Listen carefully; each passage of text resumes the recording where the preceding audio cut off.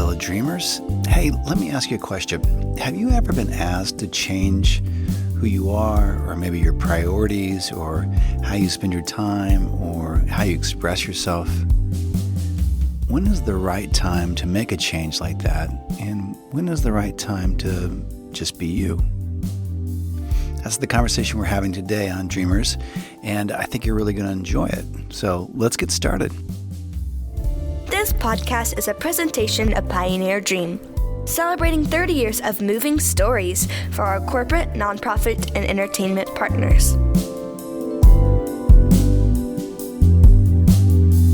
Dreamers in here, out there, and across the land, welcome back to the Dreamers Live podcast. I am joined, as always, perpetually and forevermore, by my co-host and cohort and co-conspirator, Anjanette. Hello, Anjanette. Hey, you did not seem excited enough about that.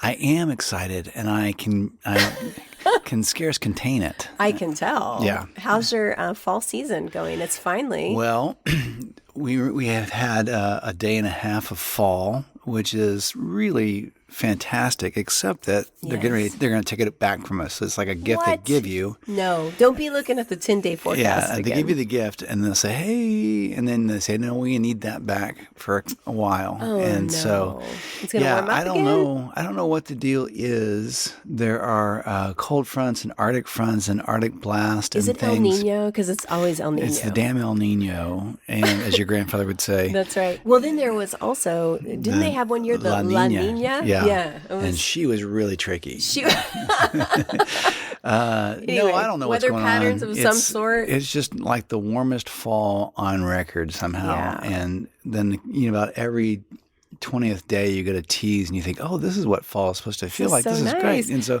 Yesterday was like that. It was like a we cool got home breeze. from work and we went to the back deck and we just hung out there. And I'm like, oh. We made a coffee because it was cold enough to You and coffee sounded good. You didn't even make it home. You guys went straight from school to We the were Starbucks so to get one of their inspired. plentiful pumpkin drinks there. We did. Evangeline had a kind of, rough day at school. Middle school's tough. So we went for is. a pumpkin spice Don't latte. let them tell you it's not. I had my regular coffee and a whippin', as we would say. But That's right. Evangeline got a pumpkin spice latte. Yeah. And then we Well, that's all you could afford afterwards was a small coffee after the latte. the truth is what I do when I take her to Starbucks. You probably, well, you know this because you're with us sometimes, but if she wants a $6 or $7 drink, I'm paying for $4 of it. Yes. And that's only a couple times a week or once a week. My dad was that way about shoes. She had to pitch in. Right when we were coming up is when high tops and leather high tops became a really big deal. And Dad would just say, and he did this about most things. He said, here's what I'm going to spend on shoes. And if you want to spend more than that, that's on you. Yeah. And I'm like, oh, okay. No, that's right. My parents really did the same thing. They would, get me some back to school clothes, and my brother and sister, Right. they'd take care of it. But if I wanted something exorbitantly stupid, Like Guess jeans Guess or- jeans right. was the time, they were like, okay, so here's Esprit $30 shirts. for jeans, and Yeah. if you want them to be, so I would babysit and work, do all that. So anyway, so she, so I paid for $4 of her pumpkin spice latte, and she pitched in $2.50, and she even remembered, and she likes to spend her own money. So, but anyway, and then we did some Well, she has more disposable income than you and I do, well, for that's sure. how that goes. Yeah. And then we did a little fall shopping, came home, and it was chilly and nice. And it felt, there's something about the changing of the seasons when they stay. If they ever happen, yeah. That I think can be inspiring. So. Yeah, well, absolutely. Hey, speaking of inspiring, What's that? If you are of our regional audience, you'll want to mark your calendars now for October 24th. That is the next Dreamers Live event, and it is at Cooper and Mill Brewing Company. Yes, I'm looking forward to it. It's going to be a lot of fun. In fact, we're going to do a live podcast that night, and it'll be a great one to have a cold one and some conversation and be part of a podcast. And it's also because some new people. It's free, so you can bring friends and then also meet new ones and maybe trade a friend out. You get there with one friend, leave with another. And I like it. Yeah. We'll exchange information and we'll help you get to know some people. And yes. I noticed on the Facebook event that you said that there will be festive treats and prizes, Yes. possibly. Yes. And that also, if we're real sincere, that the Great Pumpkin might visit. Well, the line in the movie, The Great Pumpkin, says, next year we'll have a pumpkin patch to the real sincere, you'll see. Yeah, and so real when I was writing in some of the text for that Grammarly kept wanting to correct it to really, and I appreciated because God knows I need the Grammarly, Right. But I kept having to say no. I really meant so real. Linus said real. He does. He leans into it. Next year I'll have a pumpkin catch that says real sincere. You'll see. When I created the Facebook event earlier today, I put it in all caps. Yeah. So 2 people will get that. Though. So anyway, we will have a Dreamers Live that's real sincere, and it'll be it'll be in about 2 weeks on October 24th. From the time that we're releasing this, and it would be great to see you there. We'll have a great conversation. It's always a lot of fun, and Cooper Mills really generous the way that they host us, and it's also nice because they'll have about 10 different beers, and they've got like 4 fall autumn beers on tap right now. Is one pumpkin? I know that's your favorite. Oh my gosh, pumpkin spice beer. I don't know why we had to combine them. But anyway, yes, I am sure that someone has broken the rule and the code and put pumpkin in a beer. Yeah. All right, good. So there's that. And then also, of course, as always, please do check out our other podcast. There's the Got a Minute mini podcast. The last episode that we just released is pretty funny. It's called Church at the Solo Club, but even more than that is the song that follows it, which is I Just Can't, which is really, you'll love it. So the song itself is worth the listen. So please Controversial still, apparently. Yeah. And then, of course, then if you are really edgy, if you want to scare yourself and your family, I do. You might listen to the Mystics podcast, which you can find. So it's the Mixed Up Oh my gosh! I almost got through it. I almost did it. Okay, you got Mixed Up Mystics, and it's MIXED apostrophe Is that right? UP. Mixed Up Mystics, and that's kind of a spiritual podcast. And you might, there's things that we talk about on each of those podcasts that we don't talk about on all the others. So it's well worth a listen. Yeah, I think there's been some really good, real honest conversations, and I think people, if you grew up in the Bible Belt or the Midwest, might really relate to a lot of the things we talk about as we try to make it through. I will say that even though we happen to be from the Christian tradition, and that the Mystics podcast kind of follows some of that, and especially like you say, from being in the bedazzled belt buckle of the Bible Belt, I do think there's a lot of principles in there that, regardless of your tradition, you would enjoy the conversation. And so it's not exclusive to a group or another, even though it comes from that perspective. So no matter who you are, you might enjoy it. And, definitely. Yeah. So anyway, it's well worth it. And I think that's all the news from Lake Wobegon at that point. That was a lot. Yeah. I felt there was like some championship announcements, but we got a lot going on. Yeah, we do. Yeah. I was thinking about, we've talked about this concept before, that sometimes either on a large scale format or even on a personal format, there's a thing where it feels like an idea's time has come. Like you keep bumping into a concept, or you keep bumping into an idea, and you think, oh man, I'm hearing this in a lot of different places, or I'm experiencing this challenge in a lot of different places, or as a larger group, as a city or as a state or a nation. You say, oh, this feels like, so now we're here. And so I don't know if that means that idea was just born there as much as suddenly it's present with you in a lot of different venues. Yeah, it is interesting when that happens. And it's kind of demanding that you pay attention to it and consider it. For sure. You and I have had that experience a lot lately, where we have on multiple fronts had, and I don't. It wasn't. I'm going to say. I'll say the phrase, and then I'll walk some of it back. Oh boy. Okay. Brace yourself, audience. Here we ready. go. No, you and I have had a couple different experiences. Some as a couple, some as a company, and some as individuals. Okay. Where we've had probably some kind of pushback on who we are, or what our lives are about, or the things that we do, and that kind of thing. And the walk back on that is that just because you have pushback from somebody in who you are or what you do, doesn't mean that that's the intention of the person. So the person is not necessarily coming to attack you, but they say things, whether intentionally or not, that cause you to somehow second guess the things that you're about, the things that you feel passionate about, who you are, and all that kind of stuff. And then you start to as your dad would say, you kind of start to edit yourself a little bit. Yeah. You start to moderate, kind of who you are and how you express yourself. Maybe I should tone that down a little Maybe I bit should tone because I do myself always say back or- this. yeah. And that's So you and I have Everybody had that goes through that. experience in a bunch of different, or a couple of different venues, I should Yeah. say. And so some of that has come from conversations with people and circumstances, and then even some family stuff. And most of the time, it's indirect. It's not like someone saying specifically, "Hey, you should stop doing X, Y, or Yeah, Z." Though a couple of them actually have it's said more that. the way they Yes. see it from their perspective or their concerns for Yeah. you. That So kind suddenly of you thing. become kind of self-aware. Yeah, You hate that. become, you start double thinking about things or second guessing some things. And so, and maybe listeners, maybe you've kind of been in that place or are in that place where someone has become either directly or indirectly critical of you. Yeah. And the ending result of it is you feel insecure, you feel self-conscious, you begin to maybe start thinking, well, maybe I am thinking about this too much, or maybe this is too important, or maybe I do need to consider not, doing X, Y, or Z. Even though if you were to describe yourself or think about yourself, you think about yourself in this concept. I care about these things. I think about these things. These things are important to me. Yeah. And so there's a tricky line in there where we do get the benefit of being with people and they cause us to think about some stuff. Sure. And so for you and I think we probably put some consideration into what was being said. Mm-hmm.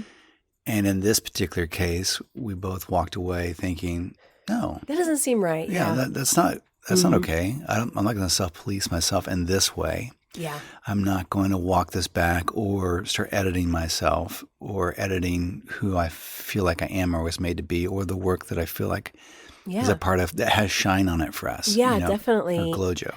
And I feel like that, there are times that there are people in your life that end up saying things usually in a loving way so that you're Right. able to accept them. And Right. those people can help you to maybe Yes. see a little bit different perspective. It's usually motivated out of love is when you want to listen to it. Yeah.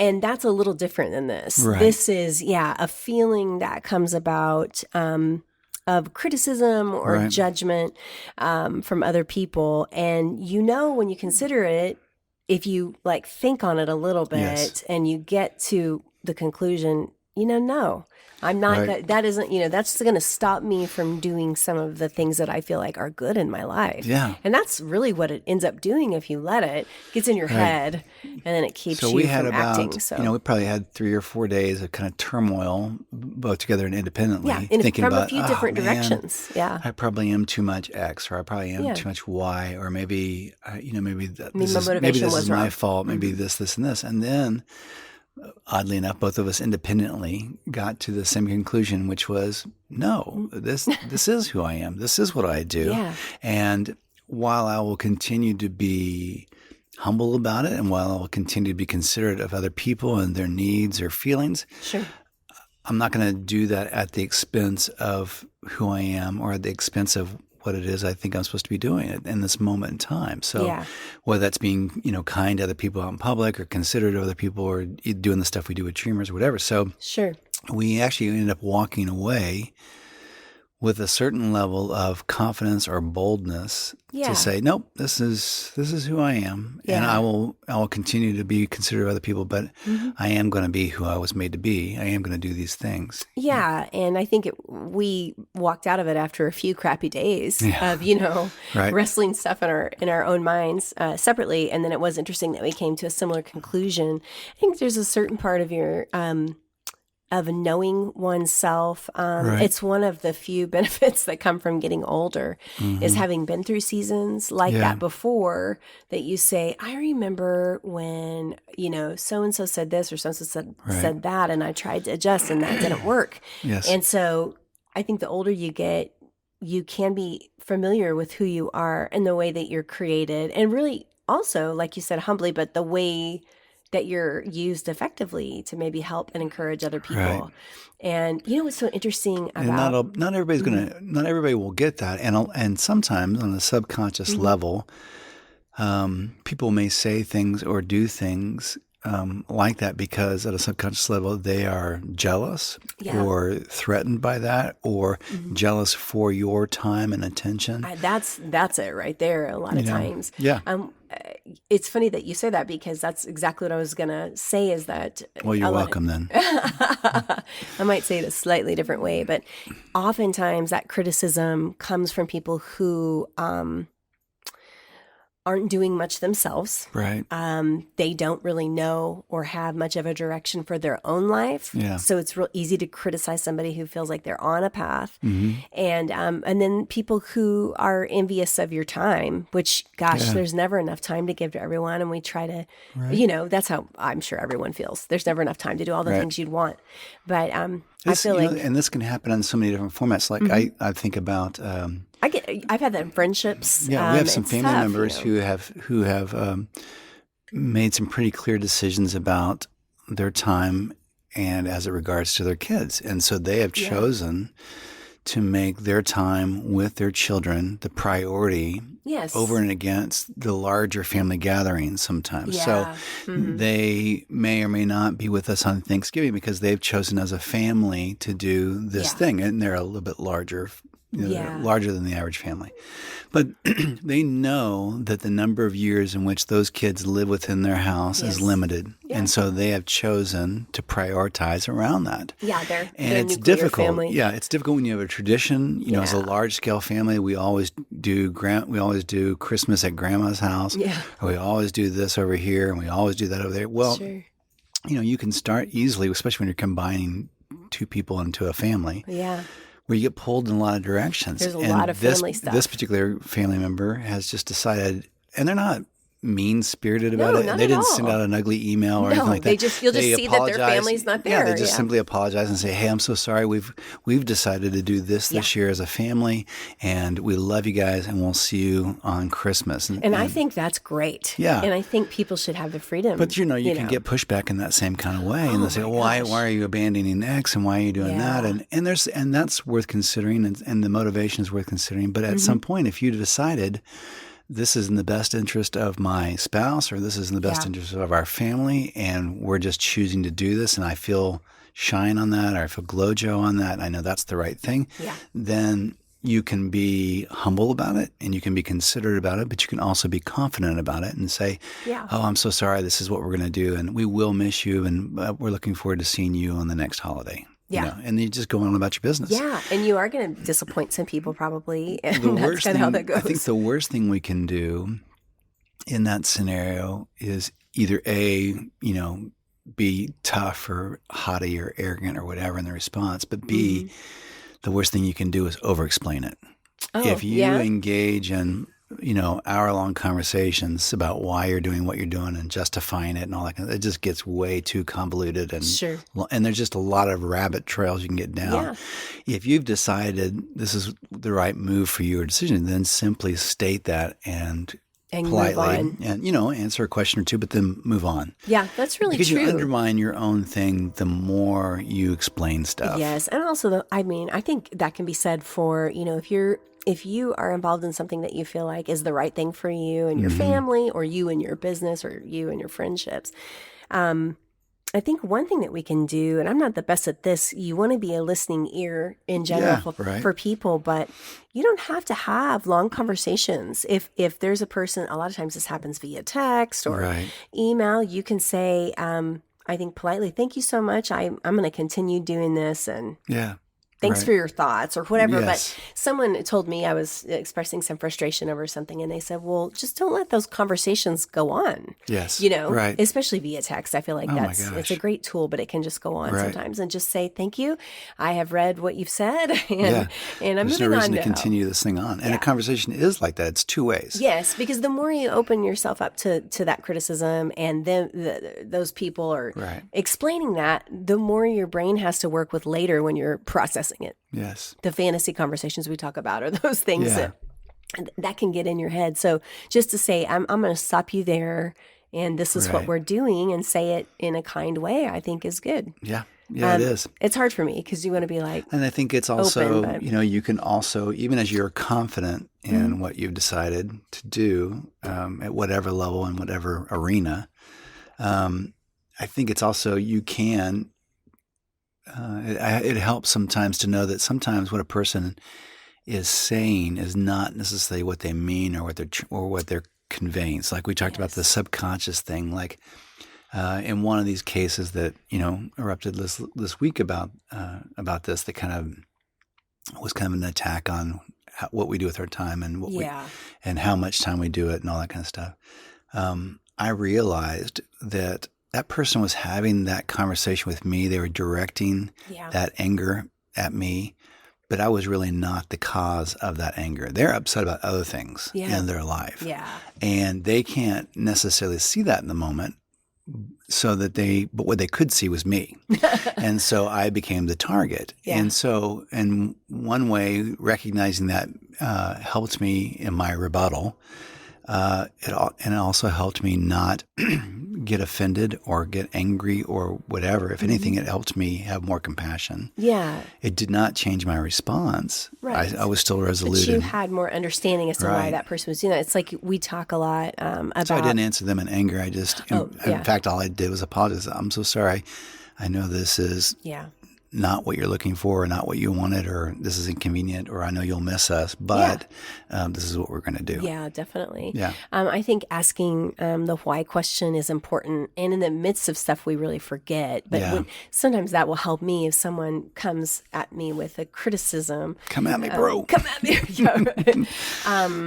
If I can pull back from that situation and kind of try to look into where they're coming from, I will see that, Yes. they just miss you. Right. They really are sad with the way that their life is, that they don't have as many people Yeah. around as they used to, and they miss you. Yeah. And so, like you said, it doesn't change. I'm so sorry. We've already had these plans, and Yes. I love you. But Yeah. you can see why. Or if they're envious, if you see that live, people are having a tough time in their life and they're not very Well, like happy. you said, most of those attacks, if you want to call them that, or most of that pushback is coming from people who are window watchers. They're not doing stuff; they're just watching. Armchair quarterbacks. They're just watching, and somehow what you're doing is making them feel less than. Have you ever known a situation? I was having a conversation with somebody about this the other day where about, I think it was travel or something. And they'll say, and you'll know this person to be someone who doesn't really enjoy that or doesn't make the Right. effort to go do that. Oh, you going on another trip?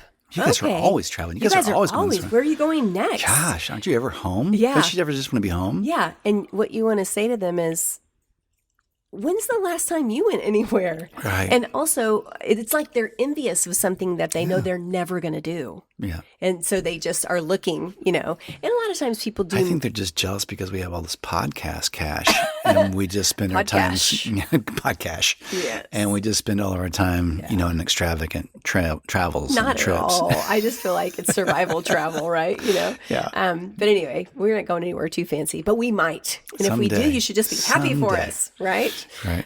But it's really interesting to ask the why question that can help you, respond in a better fashion. There's Yes. also this idea, unless you're in person with somebody, but I've even done this. I've even excused myself to go to the restroom. If you can get yourself out of a situation and go sneak off to the restroom or get off your phone or whatever and collect yourself a little bit, ask the why question and the motivation, it will help temper your response. Yeah. And enables you, in the middle, you want to be like, what do you mean? What do you Right. mean? Yeah. We Well, say in so. one of these scenarios, a couple of scenarios we had last week, I thought, I felt like it was 7 or 8 from lots of golly. different directions. Well, in one of them, I thought, this is the place where you lose this relationship. Oh, yeah. If you Either respond. permanently or for 6 months to a year or something like that. If you choose to scratch the poison ivy now, and you're going to open that wound, you will lose a lot of time with this person. Yeah. And so it was better to gauge that response and to respond in humility and be cool about things. Yeah. Even though my natural defensive response was, "Hey, screw you and the horse you rode in on," So to not do that, it still was difficult and a little acrimonious, but not on my end, Right. and I hope that will shorten the lifespan of any conflict that there might have been Yeah. because I didn't give it fuel. They won't, in rehearsing and rehearsing and repeating that incident, Yeah. they will not be able to go back to something I said and That's say, oh, right. yeah, and then he, and then I, and then he. It'll just be, and then I, and then I, and then I. Because you didn't. Because that was not part You of that didn't equation. play. Yeah, I was not part of that tennis match. What would you say to encourage people to be brave enough to evaluate in a situation if something has shined for them or not, and to be able to say, this is a decision that I've made? How can people get better at that? That is hard for me I will tell sometimes. you that it's very intimidating the first couple of times, especially if you're not used to doing that. Yeah. And then it gets fun. And then once people know that essentially about you, Yeah. they get better. Yeah. And it does take a certain level of bravery. So, sometimes sharing that experience with somebody else, an outside party, an independent party who's not Yeah. involved in the conversation, a friend that you can trust, or a mentor, or a pastor, or a counselor, that will help encourage you in that. They'll give you some steps you can take to help you commit that to your path. And you can also just know in advance that it probably will be difficult. You know that. And so you're not surprised or caught off guard when they say, what do you mean? And this might be my last Christmas and you're going to be gone, So Yeah. you can just know that in advance, but it probably, 9 times out of 10, it will not be as bad as you've anticipated. Yeah. On the 10th time, it will be. It'll catch you off guard. Yeah. And you'll just know that in advance. But I have to tell you from a personal happiness standpoint, it is so worth it. Yeah. And if you don't take those steps, you're setting yourself up for a lifetime of frustration and disappointment and not being able to be fully who you are and not being able to fully do the things you could do Yeah. and accomplish and help, other people with. So, it will be difficult at times.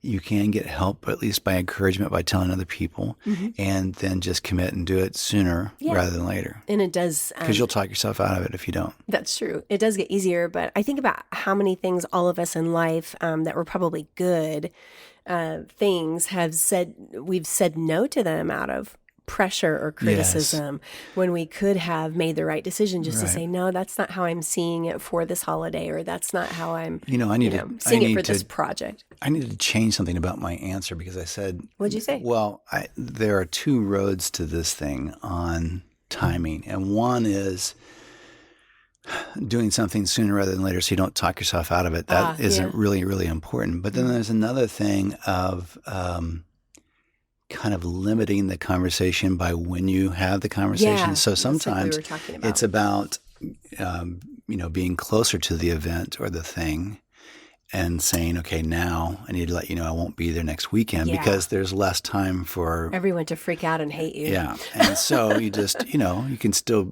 as we say, it's all about how we deliver it, but it might just be better. You'll have to get a sense of that. You'll have to think your way through and try and remove fear from the equation, but just think, okay, what's the best for everybody involved when I deliver this? Yeah. And just know that, I think that's even good. when you do it perfectly and you have all the right motivation and you use all the right words and you pause properly and all that kind of stuff, there's still a chance the other person won't respond the right way. Yeah, And that's true. That's just it. There's a couple things, little tips that have helped me. I was actually thinking about a time in our life, or a long, long time ago, when we had a friend that made a decision to leave a certain group that we were part of. And it was tough because we all loved being part of that group and we didn't really understand.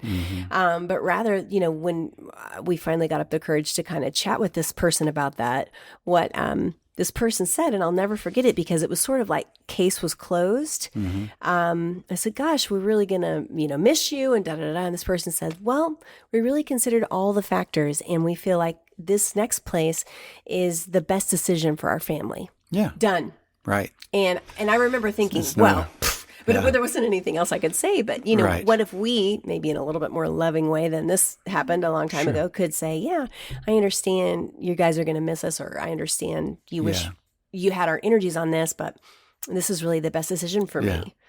And or just to say that. I know I've been a part of this group or this foundation for or 77 for years. this council or whatever it is. I know a support group or whatever, volunteer organization, but I need to do some different things right now, and so I've been so grateful to be a part of this, but I need to do some other things. I think that's good. Another thing that I say often, and this is the truth, because we get asked to do a lot of things in the community, and we try to help where we can, but you can't do everything, or you won't have time. It's because we're genius and popular, and people need us. I didn't mean it like that. I think it's just because we're willing, we're available, we have limbs, and we'll go. But one thing that I have begun saying when we'll consider is, I am so sorry. I wish I could help you with that, which is true. If time were, unlimited, I would love to help with that. But I have a family obligation. And I say that often because I have an obligation to be with you and to be with our daughter, to have some time to rest and relax and recoup, to just enjoy life with each other. And that is a family obligation. That doesn't mean, the 37th family reunion or whatever. Doesn't mean you're going to have to do an actual event. I am obliged to you guys for us to have a good life. But rest is an event, and rest is an obligation. And you have to schedule it. Yeah. Definitely. I think sometimes having the press release, we talk about a press release, is something that helps me, especially if you've got like a big decision coming up that you feel like you're going to get criticism from a lot of different areas. We joke about the press release just because we've always been in like marketing and PR and whatever else we do. Right. It can help to have a statement like that.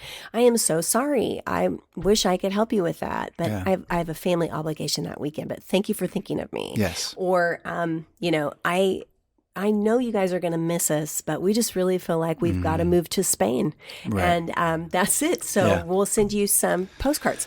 And it is difficult sometimes, but I think if you in the cases that involve you as a couple or you as a family or whatever, or you as a dating couple or whatever it is, where there's more than one of you involved in this, if you guys have decided and agreed this is the best step for you, then as much as possible you need to be unified in that response. And you can say that. Yeah, we have because if decided one person as is a like, family, "Oh, I know, I want to be there," but he said no, and that's that whole undermines the whole thing. It gets really squirrely. So as much as you can, you can't control anyone's reactions or responses, but to be on the same page in that response will really shorten the life of the conflict and help in it. And then also, once you get through something once, it's so much easier after that. So the first Thanksgiving or the first Halloween or the first Christmas or whatever, that may be difficult, but from that point on, it gets easier. And for your lifetime of those events, you will be very glad that you had the freedom to do whatever you felt was right in that moment. Yeah, definitely. And I think having a statement helps, and then just being confident in who you are. And anytime you can present things in a loving or peaceful manner, that's usually, not always, usually the type of response you're going to evoke. I have to say that, at the same level of pain or disappointment or discouragement or angst that we felt, over these couple of events and days, at whatever level that pain was, the joy of the resolution and awareness was just as high. Yeah, when we came out on the other side of that. So when, both you and I independently came in and said, you know what, I'm not angry about this or whatever. I just want to do what we do. Yeah. And I know what we're doing is the right thing for us. Mm-hmm. And I know who we are, is very true and sincere to who we are. And so, I'm not going to change that. Yeah. And I wish people were all on board with it, and I wish they celebrated it the way we're celebrating it. But they're not, and that's, okay. But I've felt emboldened. Me too, yeah. By that in a way that was kind of like the quiet confidence, like, oh, this is who I am. This makes me even more confident and clear that this is who I am and this is what we should be doing, and that I'm really grateful for the things that we get to do and the work that we get to do. And I'm just going to keep doing that. And maybe at some point, these other parties will understand that or get that. Maybe they won't. But either way, I'm really delighted to do this. I'm going to stay with it. Yeah.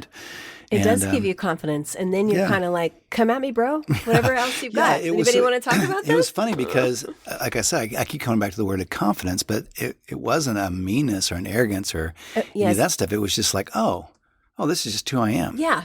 It's a good reminder. I get that. Yeah, I mean, to me, it is a good reminder. It was like, we had this conversation separately and then together. I was like, oh, well, no, this is what we do. This is what we've really been building. And really the truth is that's what I think and that's what he thinks. And so let's do this, And this just, as we're talking about it, this just works on so many different levels. So that will work in your career. That'll work in your relationships. That'll work in your the things that you volunteer and give your time for. That'll work on boards and councils and support groups and friendship groups and then your family stuff. And so you will see this in so many different levels. Yeah. For our family, this is the right thing to do, and we're just going to do that. Yeah. For my time, this is what I'm going to do, and this is, yada, yada, yada. So for us, this was a combined thing about kind of who we are as a family, but who we are as people, but also who we are in the work that we do. Yeah. Somehow it kind of overlapped all those at one time.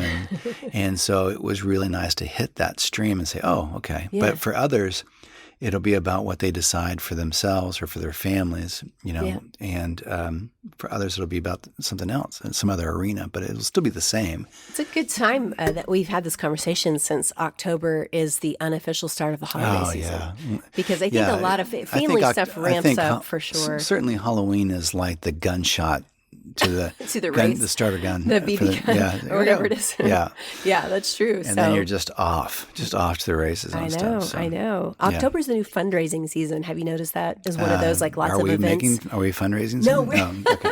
Well, Evangeline, our daughter's always fundraising between band, orchestra, and student council and all that. But no, I don't think we're fundraising. Yeah, if you need braided bread, or if you need, we don't do the sausage thing yet, but if you need braided bread or popcorn or cheesecakes or whatever, please.